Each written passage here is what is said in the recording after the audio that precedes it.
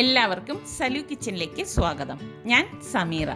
ഇന്ന് ഞാൻ തയ്യാറാക്കാൻ പോകുന്നത് വളരെ പെട്ടെന്ന് തന്നെ നമുക്ക് തയ്യാറാക്കിയെടുക്കാൻ പറ്റുന്ന വെജിറ്റബിൾ ബിരിയാണിയും ചില്ലി പനീറുമാണ്.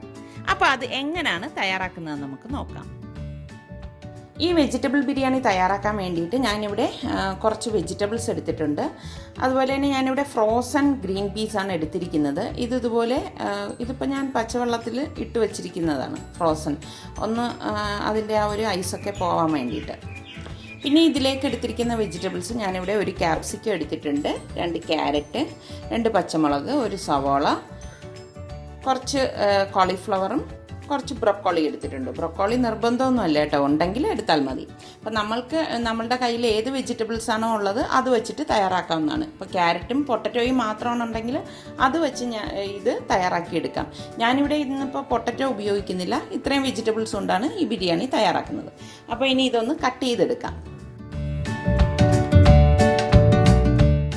പെട്ടെന്ന് വഴണ്ടി കിട്ടാൻ വേണ്ടിയിട്ട് ഞാൻ ഇതുപോലെ ചെറിയ സ്ലൈസാക്കിയാണ് കട്ട് ചെയ്തെടുക്കുന്നത്.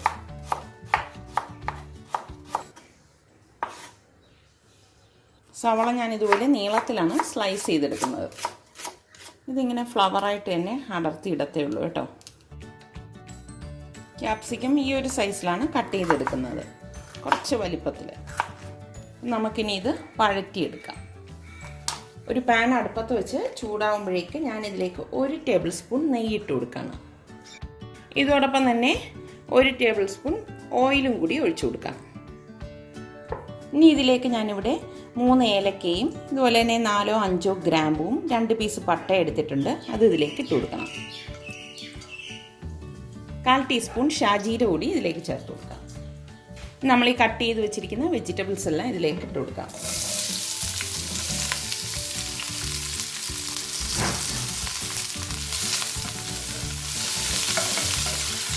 ഇതൊന്ന് നന്നായിട്ട് ഇളക്കി കൊടുത്ത ശേഷം ഇതിലേക്ക് ഞാൻ പാകത്തിനുള്ള ഉപ്പിട്ട് കൊടുക്കാം.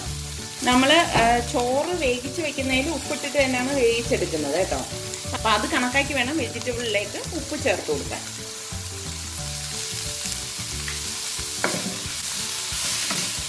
ഇതിലേക്ക് ഇനി കഴുകി ഡ്രെയിൻ ചെയ്ത് വെച്ചിരിക്കുന്ന ഗ്രീൻ പീസും കൂടി ഇട്ട് കൊടുക്കാം. ഫ്ലെയിം കൂട്ടി വെച്ചിട്ടാണ് ഞാനിവിടെ വഴറ്റി കൊടുക്കുന്നത്. ഇതിൻ്റെ വെജിറ്റബിൾസ് ഒന്നും ഒരുപാട് കുക്കാവേണ്ട ആവശ്യമില്ല. വെജിറ്റബിൾസ് ഇവിടെ ഒന്ന് കുക്കായി വരുന്ന നേരം ഞാനിവിടെ 1 table spoon ginger garlic paste എടുത്തിട്ടുണ്ട്. അതിട്ട് കൊടുക്കാം. ഇത് ആദ്യം ചേർത്ത് കൊടുക്കുമ്പം ചിലപ്പോൾ ഇത് അടുക്കി പിടിക്കും. ഇത് സ്റ്റീലല്ലേ, അതുകൊണ്ടാണ് ഞാൻ ഈ സമയം ജിഞ്ചർ ഗാർലിക് പേസ്റ്റ് ചേർത്ത് കൊടുത്തത്. എല്ലാം കൂട്ടിയിട്ട് നന്നായിട്ടൊന്ന് മിക്സ് ചെയ്ത് കൊടുക്കണം. ഒരുപാട് ഇത് കുക്കാവേണ്ട ആവശ്യമില്ല. ഇതിൻ്റെ ഗുണമൊന്നും നഷ്ടപ്പെടുത്താൻ പാടില്ല കേട്ടോ. ഇനി നമുക്കിതിലേക്ക് പൊടികൾ ചേർത്ത് കൊടുക്കാം. ഞാനിവിടെ 1/2 ടീസ്പൂൺ മഞ്ഞൾപ്പൊടിയും 1/2 ടീസ്പൂൺ കാശ്മീരി റെഡ് ചില്ലി പൗഡറും 1/2 ടീസ്പൂൺ ഗരം മസാല പൊടിയും കൂടി ഇട്ട് കൊടുക്കാം. ഇതോടൊപ്പം തന്നെ ഞാനിവിടെ chicken masala powder 1 table spoon എടുത്തിട്ടുണ്ട്. വെജിറ്റേറിയൻസ് ആണെങ്കിൽ ഈ ചിക്കൻ മസാല പൗഡർ ഇടണ്ട. വെജിറ്റബിൾ മസാല പൗഡർ ഉണ്ടല്ലോ, അത് ഇതുപോലെ 1 ടേബിൾ സ്പൂൺ ഇട്ട് കൊടുത്താൽ മതിയാവും. അതും കൂടി ഇതിലേക്ക് ഇട്ടിട്ടൊന്ന് ഇളക്കി കൊടുക്കാം. ഇപ്പോൾ 2 പൗഡർ നിങ്ങളുടെ കയ്യിലില്ലെങ്കിൽ പ്രശ്നമൊന്നുമില്ല. ഈ ഇത്രയും ചേർത്ത പൊടികൾ മാത്രം മതിയാകും. നന്നായിട്ടൊന്ന് ഇളക്കി കൊടുക്കണം.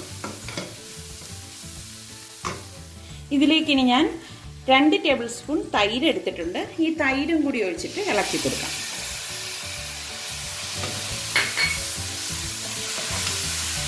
തൈരും ഈ വെജിറ്റബിളും ഈ മസാലപ്പൊടിയും ഒക്കെ കൂടി നന്നായിട്ടൊന്ന് മിക്സാണ്.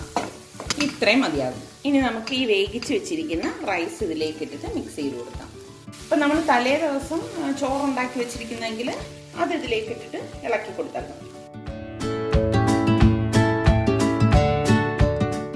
ഞാൻ ഈ ഫ്ലെയിം ഓഫ് ചെയ്തിട്ടാണ് ഇത് മിക്സ് ചെയ്തെടുക്കുന്നത്. ഈ ചോറും ഈ വെജിറ്റബിൾസ് മസാലയും എല്ലാം കൂടി നന്നായിട്ട് മിക്സ് ആകാത്ത രീതിയിൽ ഒന്ന് ഇളക്കി കൊടുക്കണം. കണ്ടോ, വളരെ പെട്ടെന്ന് തന്നെ നമുക്ക് തയ്യാറാക്കിയെടുക്കാൻ പറ്റുന്ന വെജിറ്റബിൾ ബിരിയാണിയാണ് ഇത്. കുട്ടികൾക്ക് സ്കൂളിലൊക്കെ കൊടുത്തു വിട്ടാൽ അവർക്ക് എന്തായാലും ഇത് ഇഷ്ടപ്പെടും. അപ്പം നിങ്ങളെല്ലാവരും ഇതൊന്ന് ട്രൈ ചെയ്ത് നോക്കിയിട്ട് തീർച്ചയായിട്ടും എനിക്ക് റിപ്ലൈ തരണം കേട്ടോ.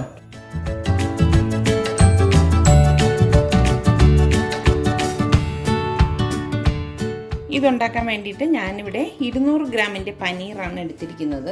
അപ്പോൾ അത് നമുക്കിഷ്ടമുള്ള സൈസിന് കട്ട് ചെയ്തെടുക്കാം.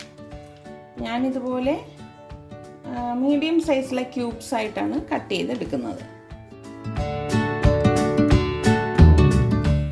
ഇത്രയും മതിയാകും. കട്ട് ചെയ്ത് ഈ പനീർ ഞാനിവിടെ ഒരു ബൗളിലേക്ക് ഇട്ട് കൊടുക്കണം. ഈ കട്ട് ചെയ്ത പനീറിലേക്ക് ഞാനിവിടെ 2 ടേബിൾ സ്പൂൺ മൈദ മാവും 1 ടേബിൾ സ്പൂൺ കോൺഫ്ലോറും കൂടി ഇട്ട് കൊടുക്കും.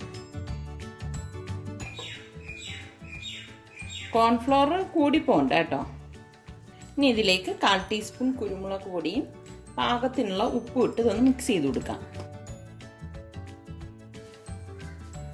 ഇതിൽ വെള്ളം ചേർക്കേണ്ട ആവശ്യമില്ല.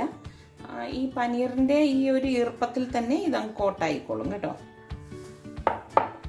ഇതുപോലെ കോട്ട് ചെയ്തെടുക്കണം.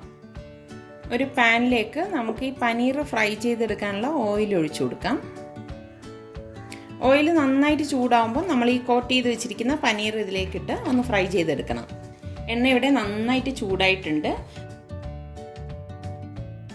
പനീർ ആയതുകൊണ്ട് തന്നെ പെട്ടെന്ന് ഇത് ഫ്രൈ ആയി കിട്ടും കേട്ടോ.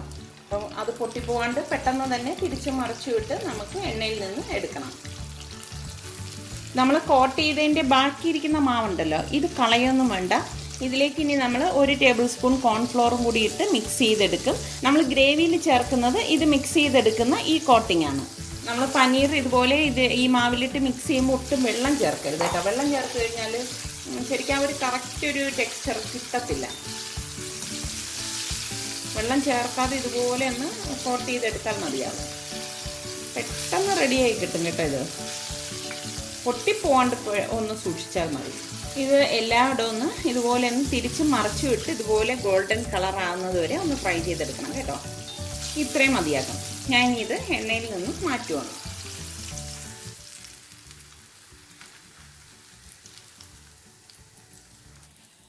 കണ്ടോ, ഇതൊട്ടും എണ്ണ കുടിക്കുകയോ ഒന്നും ചെയ്യത്തില്ല. മറ്റൊരു പാൻ അടുപ്പത്ത് വെച്ചിട്ട് ഇതിലേക്ക് ഞാൻ 2 ടേബിൾ സ്പൂൺ നല്ലെണ്ണ ഒഴിച്ചു കൊടുക്കുകയാണ്.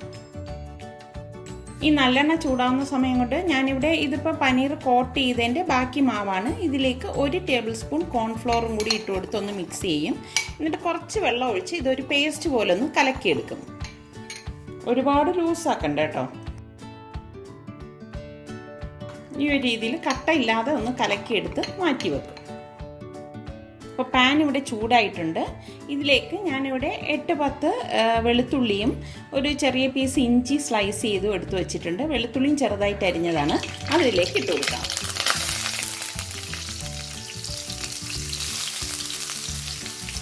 പിന്നെ ഞാനിവിടെ 2 പച്ചമുളക് ഇതുപോലെ സ്ലൈസ് ചെയ്തെടുത്തിട്ടുണ്ട്. ഒരു സവോള ഇതുപോലെ അല്ലികളായിട്ട് വിടർത്തിയെടുത്ത് വെച്ചിട്ടുണ്ട്. ഇതൊന്ന് വഴറ്റിയ ശേഷം നമുക്ക് ഈ എടുത്ത് വെച്ചിരിക്കുന്ന സവോളയും പച്ചമുളകും കൂടി ഇതിലേക്ക് ഇട്ട് കൊടുക്കാം.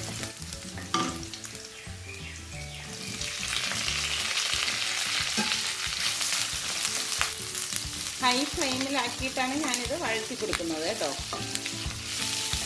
ഇനി ഇതിലേക്ക് ഞാനിവിടെ കുറച്ച് ക്യാപ്സിക്കം കൂടി ഇതുപോലെ കട്ട് ചെയ്തെടുത്ത് വെച്ചിട്ടുണ്ട്. അതും കൂടി ഇട്ട് കൊടുക്കാം.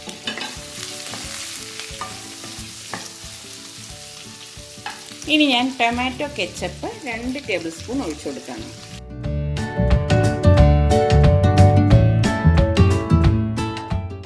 പിന്നെ ഇതിലേക്ക് 1 ടീസ്പൂൺ സോയ സോസും 1 ടീസ്പൂൺ മതി കേട്ടോ. അത്രയും മതിയാവും. 1 ടേബിൾ സ്പൂൺ ടൊമാറ്റോ ചില്ലി സോസാണ്. ഇതും കൂടി ഒഴിച്ചു കൊടുക്കാം. എല്ലാം കൂട്ടിയിട്ട് നന്നായിട്ടൊന്ന് മിക്സ് ചെയ്ത് കൊടുക്കണം. ഇനി വേണം ഇതിലേക്ക് പാകത്തിനുള്ള ഉപ്പിട്ട് കൊടുക്കാൻ. സോയാ സോസിലും ഈ സോസുകളിലൊക്കെ ഉപ്പുള്ളതുകൊണ്ട് അത് അഡ്ജസ്റ്റ് ചെയ്ത് വേണം ഇട്ട് കൊടുക്കേണ്ടത്. ഇനി നമുക്കിതിലേക്ക് നമ്മൾ ഈ കലക്കി വെച്ചിരിക്കുന്ന മാവുണ്ടല്ലോ അതൊഴിച്ചു കൊടുക്കാം.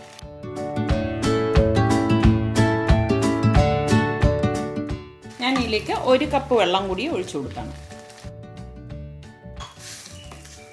ഫ്ലെയിം കൂട്ടി തന്നെയാണ് ഞാനിവിടെ വെച്ചിരിക്കുന്നത് കേട്ടോ. ഇനി ഇതിലേക്ക് ഞാനിവിടെ ഫ്രൈ ചെയ്ത് വെച്ചിരിക്കുന്ന പനീർ ഇട്ട് കൊടുക്കണം. ഇതൊന്ന് മിക്സ് ചെയ്ത ശേഷം നമുക്ക് ഗ്യാസ് ഓഫ് ചെയ്ത് കൊടുക്കാം.